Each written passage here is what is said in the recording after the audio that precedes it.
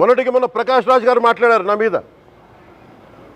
అరే నేను మాట్లాడుతుంది ఒక హిందువులు అపవిత్రం గురించి మాట్లాడుతున్నాను.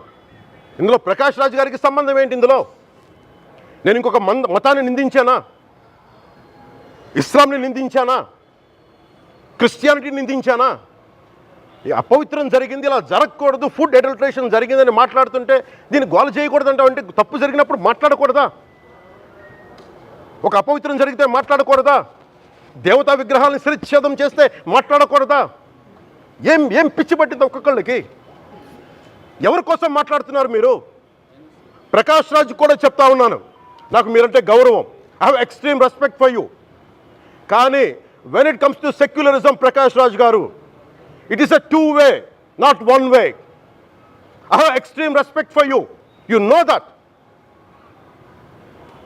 Mere secularism is always two-way, it is not one-way. హిందువుల మీద దాడి జరిగినప్పుడల్లా వచ్చి మాట్లాడడం తప్ప, అన్య మతాల మీద జరిగితే నేను కూర్చొని ఇంతమంది కౌలు రైతులకు ఇచ్చాను, ఎంతమంది ముస్లిం ఇస్లాం రైతాంగానికి ఇచ్చాను నేను.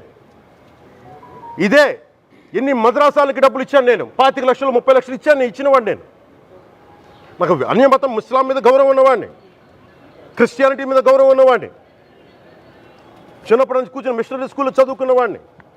నా టీచర్ చెప్పిన సూక్తి తను తగ్గించుకున్నవాడు హెచ్చింపబడినని చెప్పి బైబుల్ సూక్తిని ప్రతిసారి కోట్ చేస్తూనే ఉంటాను. ఇది నా గౌరవం, ఇది నేను చూపించే గౌరవం. మీరు మాట్లాడితే కూర్చొని నేను పాటించే ధర్మానికి అపవిత్రం జరిగినప్పుడు నేను మాట్లాడకూడదు, మౌనంగా ఉండాలి. సెక్యులరిజంకి విఘాతం అంటే ఏంటి? సెక్యులరిజంకి విఘాతం నా ఇంటి మీద దాడి జరిగినప్పుడు నేను మాట్లాడకూడదా? నా ఇల్లు 10 మందికి ఆశ్రయం ఇస్తుంది. నా సనాతన ధర్మం అన్ని ధర్మాలకి ఆశ్రయం అయితే దానికి దాడి జరిగినప్పుడు, దాని మీద అపవిత్రం జరిగినప్పుడు దానికి కూడా మాట్లాడకూడదంటే ఏం మాట్లాడాలి మీతోటి? Prakash Raj garu, you have to learn your lessons. I respect you. It's not just Prakash Raj garu, all the people who thinks in the name of secularism.